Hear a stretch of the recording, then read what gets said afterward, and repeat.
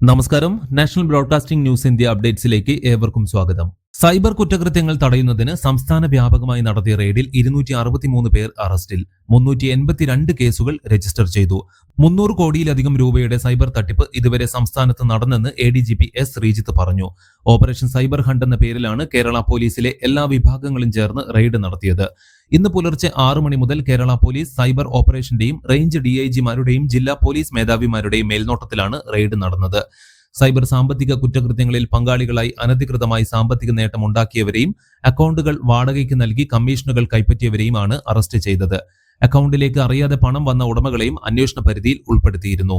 കുറ്റകൃത്യങ്ങളുമായി നേരിട്ട് ബന്ധമില്ലാത്ത 125 പേർക്ക് നോട്ടീസ് നൽകി. സംശയാസ്പദമായി ചെക്കുകൾ ഉപയോഗിച്ച് പണം പിൻവലിച്ച 2653 പേരെയും ATM വഴി പണം പിൻവലിച്ച 361 പേരെയും അക്കൗണ്ടുകൾ വാടകയ്ക്ക് നൽകിയ 665 പേരുടെയും വിവരങ്ങൾ ശേഖരിച്ചു.